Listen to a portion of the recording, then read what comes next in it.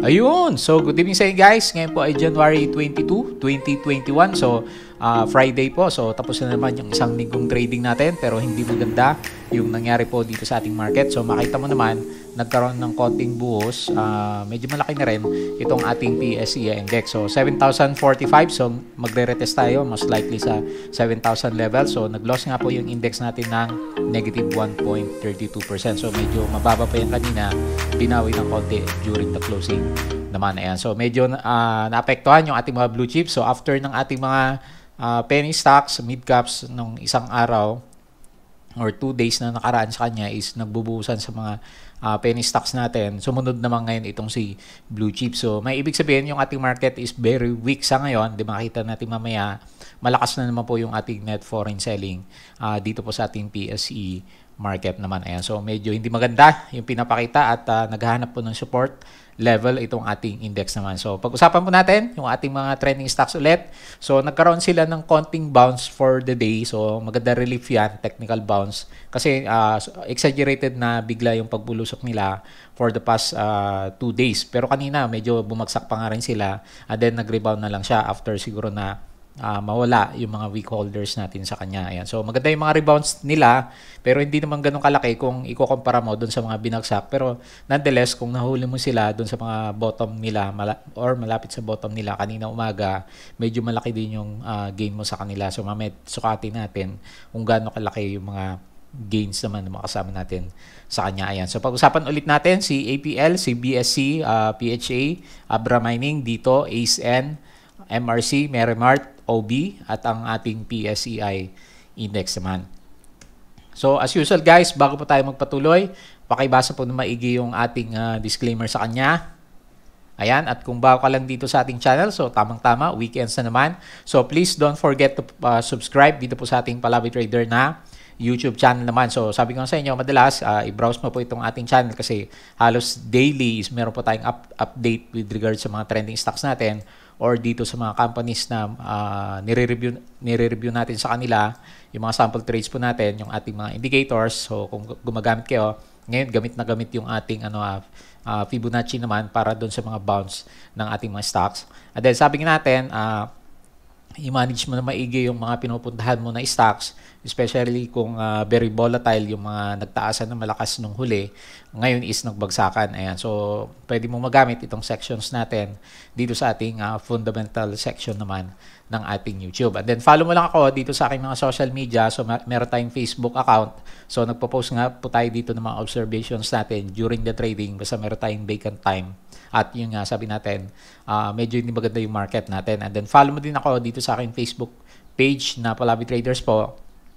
And then, doon sa mga nagtatanong, so February 2 na po ulit yung opening ng ating Patreon account. Ayan. So sa mga hindi pa nakakaalam, ito kasi is, meron siya mga certain levels and then meron tayong create ng mga group ng mga traders dito sa Patreon natin at kasama natin na nagtitrade during the day naman. Or pwede din kung gusto mo ng mga lectures, so depende sa level na pupuntahan mo sa kanya, pwede rin po dito sa ating Patreon account. Especially kung medyo bago ka, nalilito, at then hindi mo masyadong maintindihan. So, pwede nating ituro sa mga bago naman natin na kasama yung mga kalakaran dito sa ating market, especially kung trading yung pupuntahan mo sa kanya naman kasi medyo risky po nga kasi ang mag-invest dito po sa ating stock market.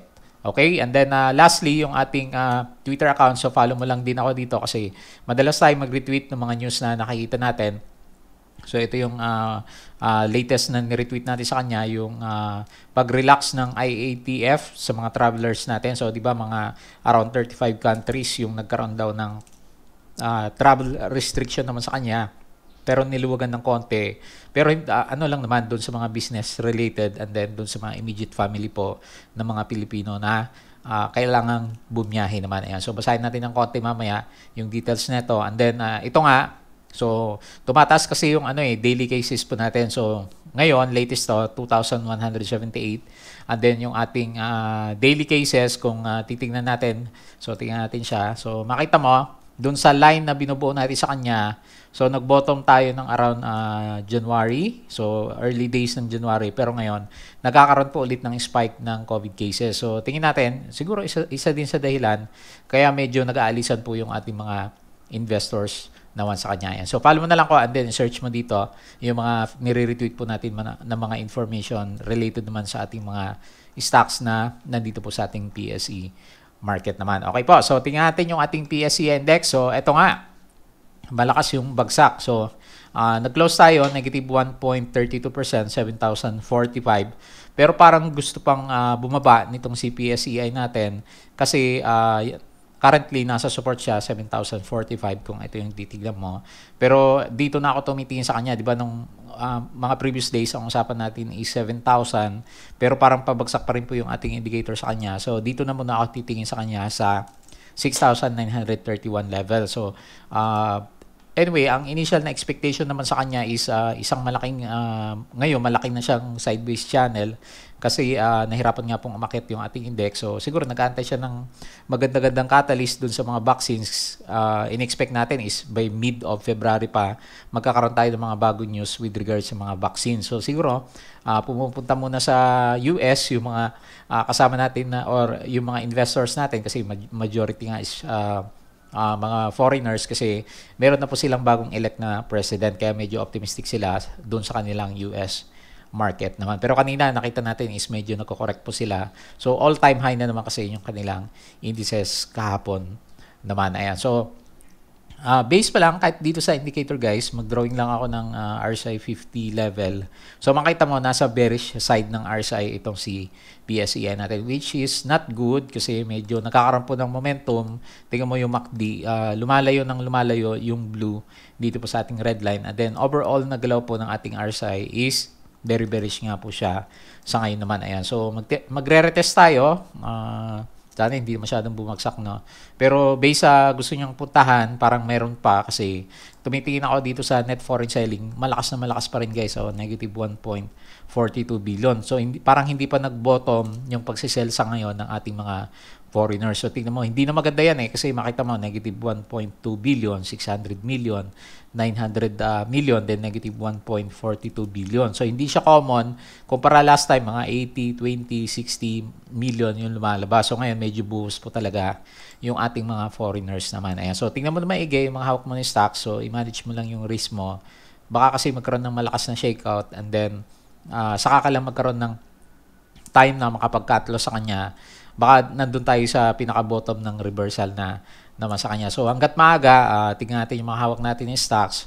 Baka meron kailangan tayo i-trim ng konti para hindi tayo maapektuhan kung medyo sumadset po yung ating index naman. So ganoon naman talaga sa traders. So tinitingnan natin yung risk ng kada stock po na pinapasok naman natin sa kanya. Okay? So yun lang muna. So medyo bearish po yung sentiment natin and then nag-expect na tayo by Monday kung walang masyadong good news dito sa ating market, baka mabasag yung 7,000 support level naman natin sa kanya. Ayan. So, ito yung kahit pa paano, isang good news. So, sabi natin kanina, galing po kay Philstar. So, IATF eases travel restriction for some foreigners.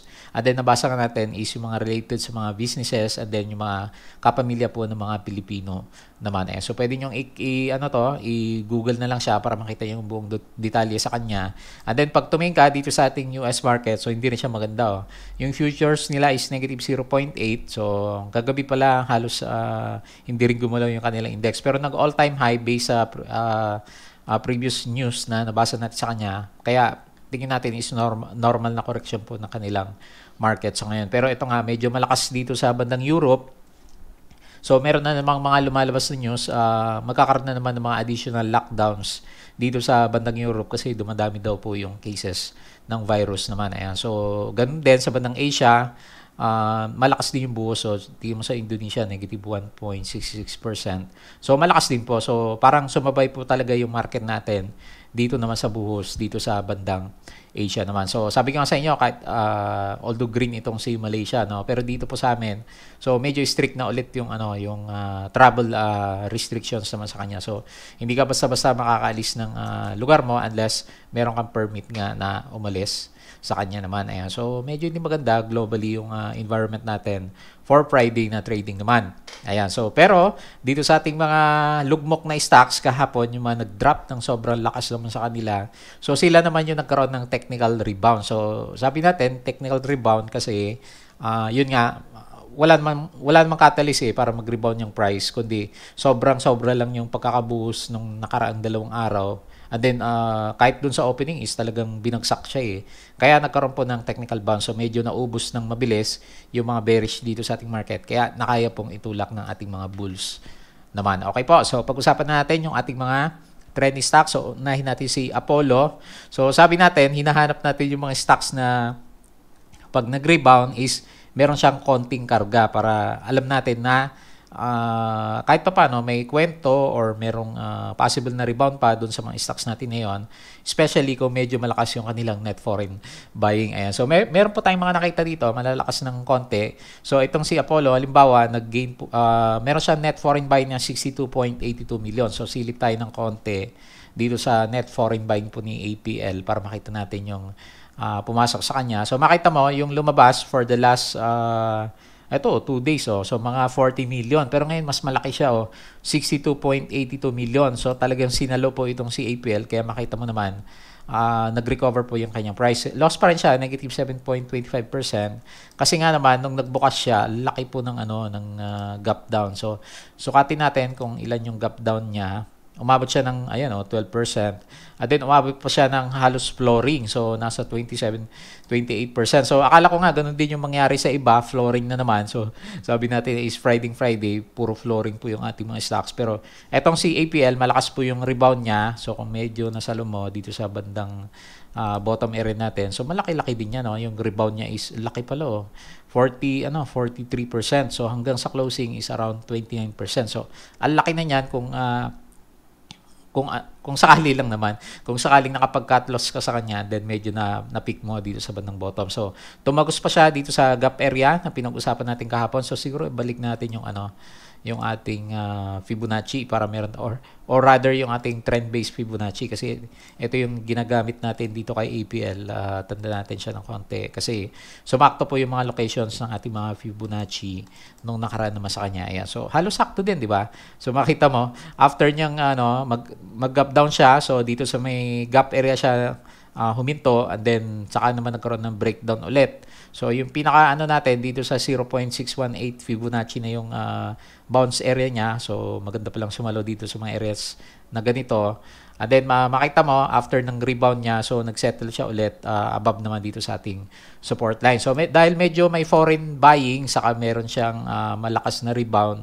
So ilalagay ko muna yung support dito sa 0.2995 or 0.3 level po itong si Apollo. And then yung immediate resistance, so medyo malayo yung sunod na natin pero Fibonacci level, pero alam natin is bearish naman ito sa ngayon. So dito na muna tayo titingin sa kanya dito sa may body ng candle natin at 0.3436 naman. Ayan. So yan muna yung range natin sa kanya kasi ayaw muna nating maging optimistic na ilalagay natin dito, baka mag-close the gap naman dito sa bandang taas.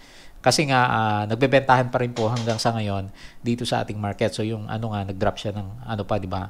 Hindi niya na-recover yung loss niya na negative 7.25% naman. So diyan lang muna tayo sa small area. Pag nag-break tayo sa 0.3436, so dito tayo titingin dito sa may gap area naman niya. So hindi pa masyadong nakabawi yung ating RSI. So pabagsak.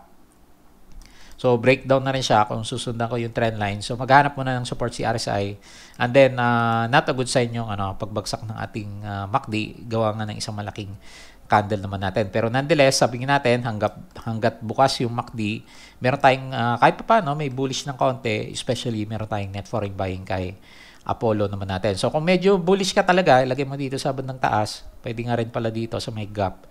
Kasi nga, halos nandito na rin yung taas ng week ng ating candle naman sa kanya. Okay po. So, ganyan muna. So, actually, good bounce kasi nag-bounce siya at bumalik dito sa ating MA9 area naman. Okay po. So, next natin si BSC.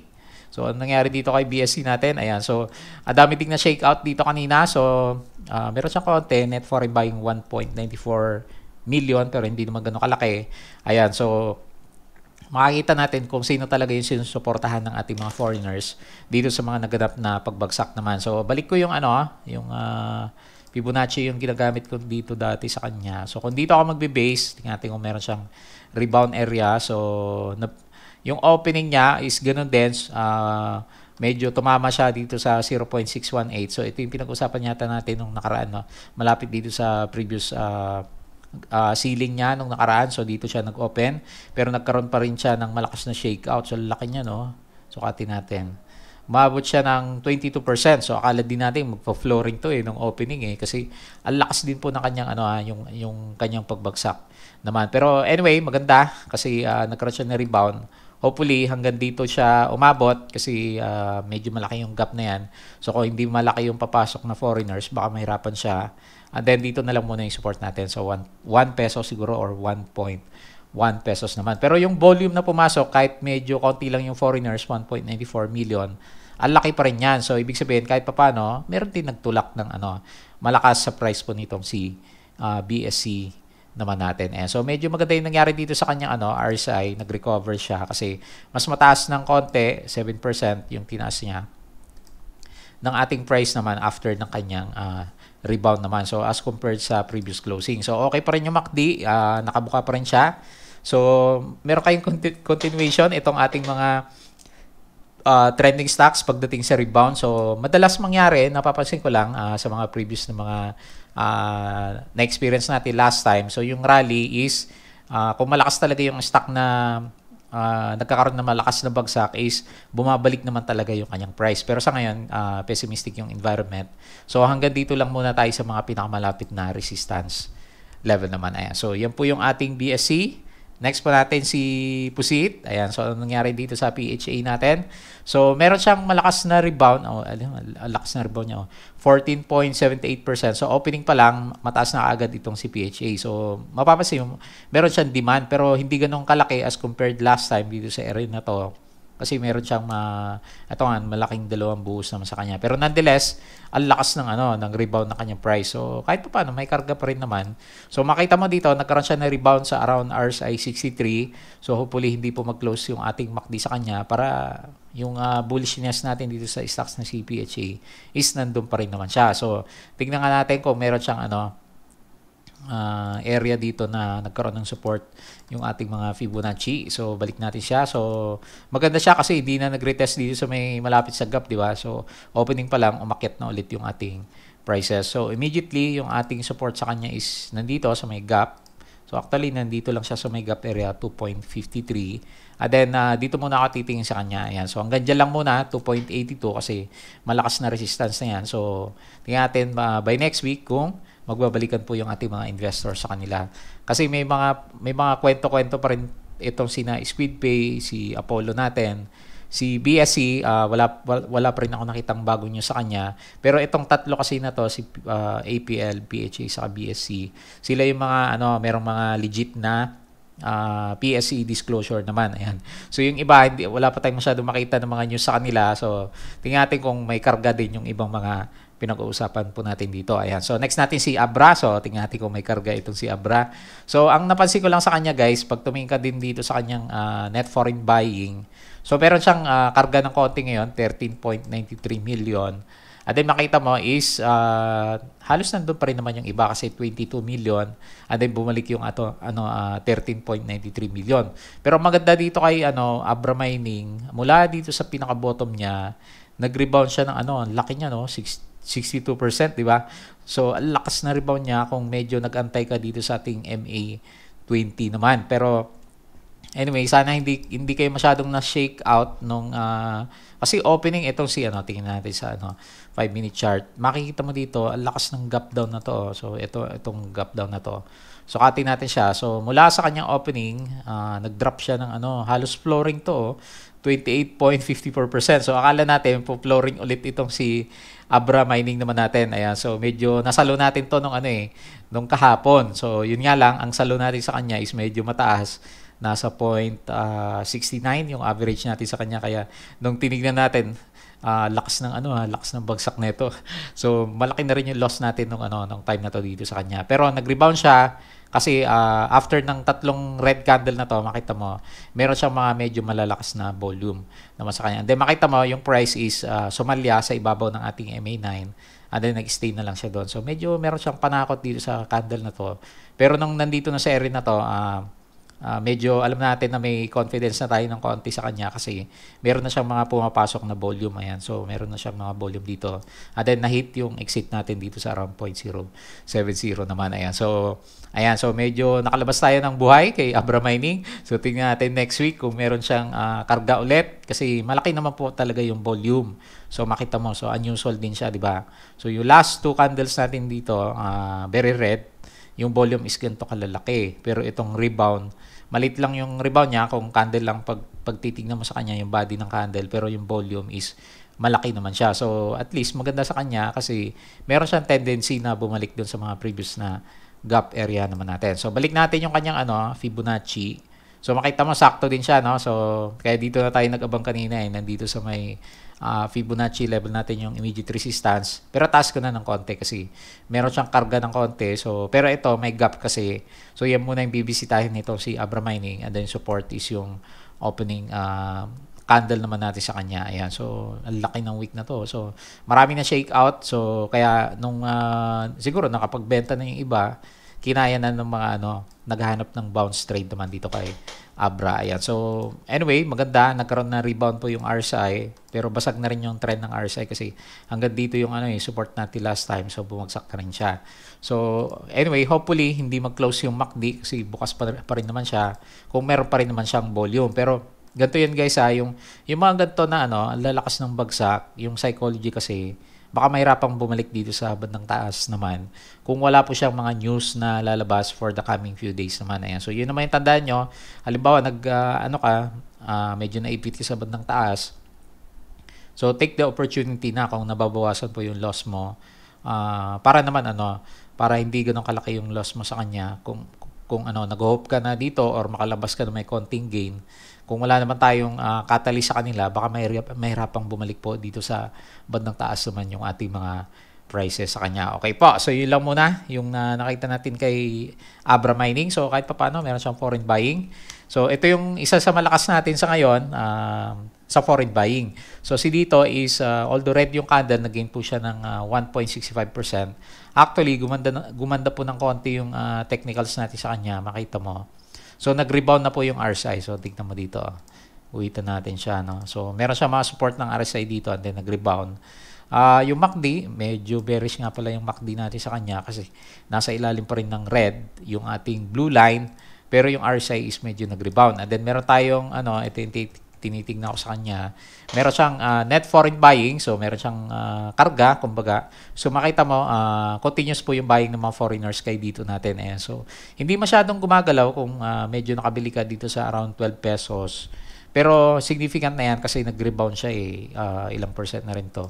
For the past 2 days, umakyat po siya ng more than 15% naman. Ayan. So, balik tayo dun sa actually, medyo na-break na nga niya. Kung ito yung downtrending line natin sa kanya, yung previous na flag formation nitong si dito natin. So, ito yung pinaka-base niya. Makita mo, kapag ganyan, pag bullish yung tingin mo, parang meron na siyang breakout. Pero ayaw muna natin gawing ganyan kasi wala pa naman yung disclosure niya doon sa kanyang audit result. So, ang ginawa niya, nag-close the gap. So, na-close na niya. So, itaas ko ng konti yung yung ating resistance. And then, dito pa rin naman, sideways pa rin naman yung tingin natin sa kanya overall. Kasi hindi pa naman masyadong obvious yung kanyang upward na pattern. Pero once mag-materialize na yung MA20 natin sa kanya, siguro pag maka-breakout ulit siya sa 13 pesos, pwede siguro 13. Pinaka-cycle level natin sa kanya. So ibang usapan na ulit pag nandito na ulit yung prices naman natin kay dito naman natin. Ayan. So nakuha sa tiyaga ng mga kasama natin na may hawak po kay dito naman natin. Okay, so next po natin si ACE-N. So, tingnan natin meron ding net foreign buying po itong si ACE-N, 16.69 million pero hindi maganda yung candle. Nag-loss po siya ng negative 2.44%. So, meron pa rin kasing meron pa rin siyang inaantay, di ba, yung listing ng kanyang SRO. So, January 29 yung huli kong tanda sa kanya. Pero anyway, nonetheless, meron na siyang pattern dito. So, nagre-retest sa mga support and then nagpa-bounce ng konti yung ating prices naman sa kanya. So, sa ngayon, siguro, malalaman natin by January 29 kung papasok na yung mga shares, kung ano yung epekto po dito sa ACN natin na stocks naman. So, sa ngayon, parang sideways muna yung gusto niyang putahan. Anyway, nagkaroon na siya ng good bounce. So, nasa isang recovery signal na po itong si ACN naman natin. Yung MACD hindi pa rin masyadong bullish kasi meron pa siyang tendency na bumagsak eh. So kung hindi maganda yung mga susunod na candles, bababa pa rin yung ating blue line sa ilalim naman ng ating red line. Okay? So next pa natin si MRC. Ayan, so nag-rebound din si MRC or rather bumagsak siya and then nag-rebound ng konti kasi green yung candle. Pero loss pa rin siya, negative 1.45%. Ayan, so medyo nahirapang bumalik dito po sa ilalim ng MA20. So ito yung bago nating sa kanya, pinaka-support. So yung trend lines okay siya pero yung MA20 nahirapan siya bumalik. So kailangan pa natin ng additional confirmation candle kasi weak pa rin naman yung ating RSI sa kanya. Makita mo medyo paturo pa nga siya pababa. At then nag-start na po magkaroon ng curving down. So nag-cross na yung ating MACD sa ilalim po ng ating red line naman sa kanya. Ayan. So wala pa sa safe zone itong si MRC. Baka magkaroon pa ng mga breakdown pag hindi mag-materialize yung support natin sa kanya. So kung ayaw niya sa MA20, ang next support line mo is dito sa may gap. Meron tayong malit na gap dito at around 0.6. So siguro mga 0.63 or 0.6 yung malapit na support level po nitong si MRC naman natin. Ayan. So yun po yung nakita natin sa kanya. Next, si Mary Mart. So nagbubodega ng pakonti-konti yung mga foreigners. Meron siyang 3.31 million na net foreign buying. So pero weak pa rin yung ating RSI, no? So yung MACD pababa. Yung ating RSI is, kung dito ako sa taas titingin sa kanya, pababa. Pero dito sa baba, nagkakaroon siya ng consolidation ng ating RSI naman. Ayan. So, kumbaga, nag-aantay din ng breakout yung ating RSI. Yung ating price action sa kanya is very sideways. Overall tingin is uptrend pa rin naman. Pero sideways siya ng konti dito sa consolidation. So, meron tayong channel dito sa kanya. From siguro 7 pesos up to 8 pesos siguro. So, hindi niya mabasag-basag yung 8 pesos natin kasi sa kanya eh. So, anyway, consolidation muna itong si Merrimart. Nag-aantay din siguro ng catalyst bago po magkaroon ng breakout yung kanyang mga prices. And then, lastly, itong si OV po natin. Ayan, so medyo hindi masyadong gumalaw si OV natin. So, and then, wala din siyang foreign buying. So, alam natin ngayon kasi yung mga stocks na medyo mahina naman. Kasi kung talaga may karga itong si OV natin, dapat nag-bounce siya ng kahit makita natin malaki yung percentage kasi last 2 days na siya di ba? Ang lakas ng galawan naman niya, di ba? Kita mo dito So nag-bounce siya kasi nga medyo bumagsak siya sa MA20 pero nag-resist yung ating 0.786 Fibonacci level naman. Ayan. So bago siguro medyo mahirap siguro sa kanya kasi meron siyang gap dito na malaki. So ito yung pinakamalapit na next na resistance level ni OB po natin. So, bumagsak. Bumagsak pa ulit pero hindi masyadong nagkaroon na rebound. So, medyo mahina po ng kaunti itong si OB naman natin. So, hindi pa nagbabalikan masyado yung mga traders natin sa kanya. Pero hopefully, magkaroon pa siya ng additional rebound para doon sa mga nakasalo naman sa kanya or still holding dito po sa OB na stocks naman natin. Okay po. So, yun po yung ating review for this week. So, sana very good lesson po yung pagbagsak ng ating mga penny stock. So, pag masyado palang speculative yung mga stocks natin, umakyat ng mabilis for the past few days, malakas din po yung kanyang pullback. So, yun yung tatanda natin siguro pag pumupunta tayo sa mga stocks na napaka-volatile po yung kanilang movement. Especially ngayon kasi yung environment ng ating index is hindi maganda. So, makita mo, pababa ng pababa. So, very, very sideways po yung galawan dito sa ating market. And then, yung net foreign buying na gustong-gusto sana natin na makita is wala kasi palabas po ng palabas yung ating mga investors naman. Okay po, so yun lang yung ating review. So mag-aral ka muna. So please don't forget to subscribe dito po sa ating Palawi Trader na YouTube channel. Yung ating Patreon account is February 2 po yung ating opening. So i-check mo to guys kung gusto mo na makakasama or gusto mo na magtuturo sa ng konti para malaman mo yung tamang direction ng pag-invest dito sa ating stock market kasi sabi nga natin is risky. So i-check mo po yung mga levels natin dito sa ating Patreon and then follow mo lang ako dito sa ating mga Twitter account para sa mga news and then ganun din dito sa ating mga Facebook account. So yung ating Palawi Trader na Facebook account naman para sa mga post po natin, ganun din po yung ating Facebook page na Palawi Traders naman. Okay po, so yun lang. Maraming salamat ulit sa inyong panonood at pakikinig. Sana nagkaroon ng magandang rebound po yung mga hawak kong stocks at kita po tayo over the weekends naman. Salamat po.